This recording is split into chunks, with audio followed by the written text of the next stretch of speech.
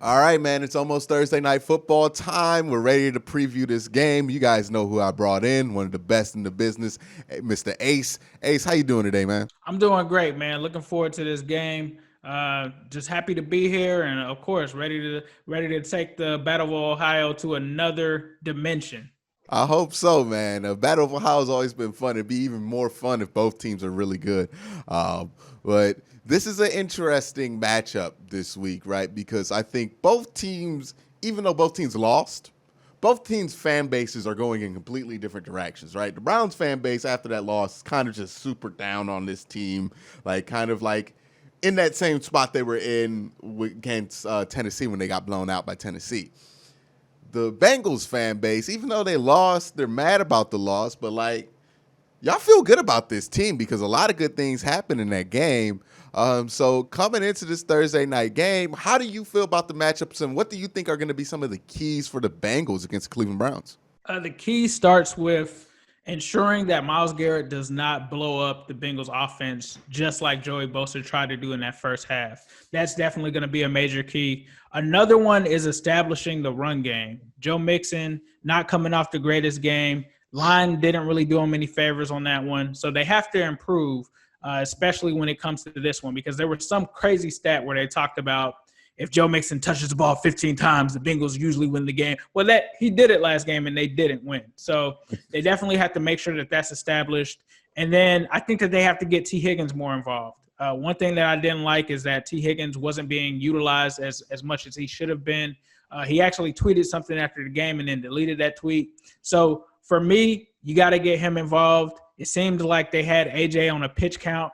A pitch count is fine. Just don't take him out on third down. So that's another key. Getting AJ the ball is always a key. Get Tyler Boyd more involved. Like this has to be a game where you got to get these guys involved. And I'm not saying to throw the ball 50 times, but you have to get these guys involved because Joe Burrow has to build up that confidence to be able to know that he's legit and he's arrived. Outside of that, I think on defense, you have to continue what it is that you did against the Chargers. Now, it could be that the Bengals defense looked really good, or it could be that Tyrod Taylor just isn't that good, right? It could be that the Chargers just aren't really that good on offense. This is a real test. You're going to have to make sure that you force Baker to make some hard decisions. You have to get after Baker. You have to stop that run game with Nick Chubb, which is definitely going to be vital to this. You're going to have to stop Kareem Hunt. You're going to have to stop OBJ, Jarvis Landry. You can't let these guys run wild on you because they're mad. They just got embarrassed. And what better way to reverse that narrative by destroying another team on national TV? And so I think that those are the keys to the game if the Bengals want to get out of here with a win. Yeah, it's going to be interesting to see how all of those things kind of match up. Also, another interesting thing is a short week, right, for both teams. With the Bengals coming off of such a kind of highly contested, kind of emotional loss last week, do you think that's going to affect them when it comes to coming into this Thursday night game? Because we've seen that before. I think that they really are eager to prove to not only the NFL, but the fans, more importantly, that this team is different. Like AJ Green after the game, he spoke a lot about this team being special. You know, a lot of guys came out. I think Jesse Bates tweeted out, hey, Bengals fans, stick with us. We're going to be good. I think they want to let people know that they are legit. And I don't think that they're going to harbor on that. I think the first day they were upset about the phantom offensive pass interference call. But I think one thing that they learned from that is that they cannot leave the game in the ref's hands. There's not going to be calls that they're going to get. Joe Burrow's still a rookie. He's not going to get those typical roughing the passer calls and stuff like that. So I think one thing that they want to do is prove to the fan base in the NFL that, hey, we're going to be a good team. We're going to be competing. So I don't think that they're going to relish on it too much. Yeah, I hope so. I hope this is a good game. I hope the Browns come into it with the right mindset. I honestly think they're the team with more question marks in here. You mentioned the things that you think the Browns might be able to do with Myles Garrett and Kareem Hunt and the running backs and everybody there. What do you think that you can really take advantage on this Browns team from what you saw week one? Oh, I think like you said when you were on my show, I think being able to hit those receivers in those soft zone spots is definitely going to be a key thing for Burrow for sure. I also think that you have to take advantage of any drives that you get in terms of 3-and-outs and stuff like that. I think that you also have to utilize your run game. I mean, obviously the running backs outside of Mark Ingram, I don't think he did too much, but the guy at Ohio State, his name escapes me right now. He seemed to have a pretty decent game for the Ravens. J.K. Dobbins. J.K. Dobbins. And I think that we've always talked and you always hit on the fact that the Browns are pretty much decimated at defensive tackle. Is not much consistency there. I think that the Bengals have to take advantage of that. I think you have to get Joe Mixon involved and run. And I think that you have to get guys like John Ross and A.J. Green in space and pick and choose your battles. But I think if you can do that, then like you said, if the Bengals can get up by 20-plus points or put that many points on the board, I think that that's what you have to do. You have to try to punch the Browns in the mouth like the Ravens did. But the Bengals were not really like a bully team. Like, it's hard for us to actually do that. So we'll see if that changes with the Joe Burrow era. But I think that those are things that you have to do to win this game. You have to put Baker in that situation where you're up by 14-0 or something like that early. So those are the keys. I'm not saying that would happen realistically, but that's what I would try to do to exploit the Browns. So you mentioned Joe Mixon was somebody who didn't have the greatest of games last Sunday. And I just want to know, what do you think happened there? And do you think that same thing can happen again against the Browns? I think what happened there was the fact that the offensive line was just really not giving him too many options in terms of gaps to run through. Lionel Joseph, however you say his name, did a great job there. Joey Bosa was great on the edge, and I think that really contributed to it. But Joe's got to play better. I mean, we just signed him to that extension. I have full confidence in him. I don't think that it was really necessarily his fault, but he's got to play better for sure. But I think once they kind of got away from that and wanted to get Joe Burrow a little bit more comfortable, I think that they started to throw some passes and stuff out there. But Joe Mixon's got to step it up. And the one weird thing that I kind of talked with my cousin about is the Bengals don't really do much play action. And I think in order for the running game to be more effective, you got to mix it up with some play action. Like you got Joe Mixon there and you got A.J. Green. I don't see how you don't utilize that on a defense by making them guess who's going to get the ball instead of, hey, Joe Mixon, it's first down. Let's hand it off to you. Like, generally, it was almost somewhat predictable when Joe Mixon was going to run and when they were going to pass. Like, when Gio comes on the field, most teams are like, oh, they're passing. When Joe Mixon is on the field, they're like, oh, they're running, which is very weird because Joe Mixon can catch the ball. Like, he can one hand. Like, it's not like he's Adrian Peterson or something, but for some reason they never get him involved in the passing game. And so it's very predictable whenever he's in the game that it's likely that we're probably going to run. So is that what you would say is the area that they need to improve in the most if they want to win this game this week?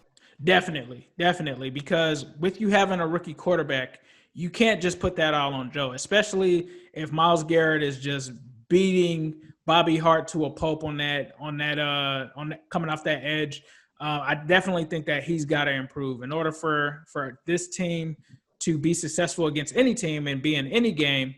Joe Mixon's got to be effective for sure. I'm really interested to see what the Browns could do against that specific run because Joe Mixon's somebody who likes to kind of hit those edges. The Browns actually did a decent job stopping the edge against the Ravens. So I wonder if that's something that continues. They just have no luck stopping anything up the middle when it comes to the run, which is, predictable. I've been talking about that on AFC North Talk. Make sure you subscribe to that for a while now.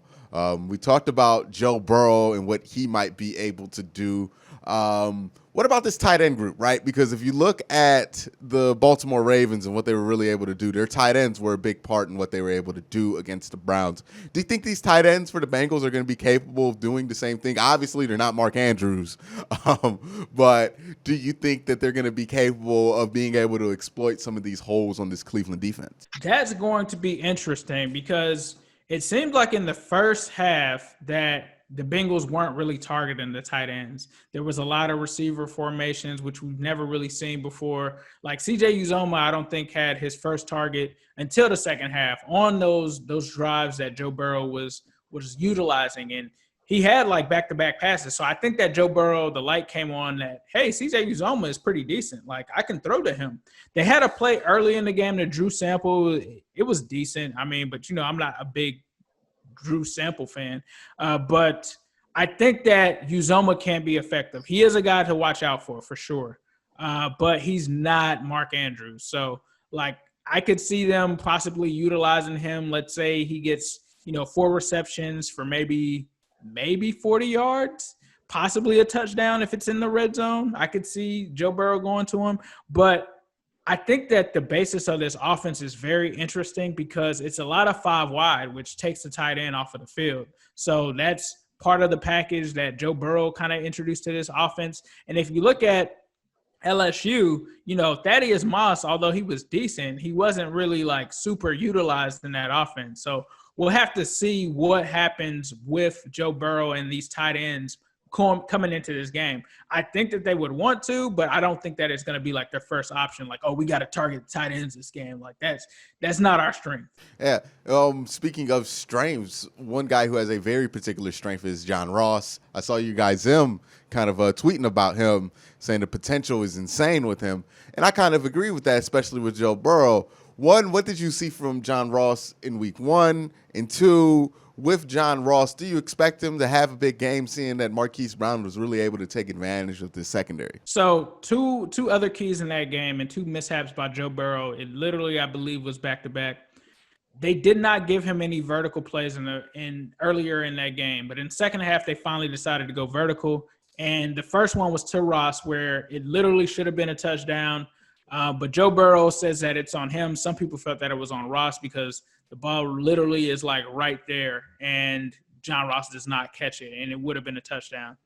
John Ross is very electric, but he's going to have plays where he makes electric plays, and then he has like a drop that you can't explain. It's almost kind of like, when I think about it, the gentleman for the Texans, the speedy receiver for the Texans, what's his name? Will Fuller? Yeah, Will Fuller. He's got a lot of that Will Fuller in him, where you see Will Fuller make a play and it's like, oh my God, this guy is insane. And then you see him drop the ball like 2 or 3 straight times. So with John Ross, I definitely agree that his ceiling is extremely high, but I think it's a combination of the Bengals not knowing how to utilize him and it just being some mental hurdles that he has. So I think John Ross will be solid this season, but it wouldn't surprise me if after John Ross walks away from the Bengals this season, because we can't retain him, that he goes somewhere and he becomes a 1,000-yard receiver. But I don't think that it will be in Cincinnati. Now, could he end this season with 700 to 800 yards, maybe 5 to 8 touchdowns? Yeah, it's possible. Like, it's possible. He has the talent.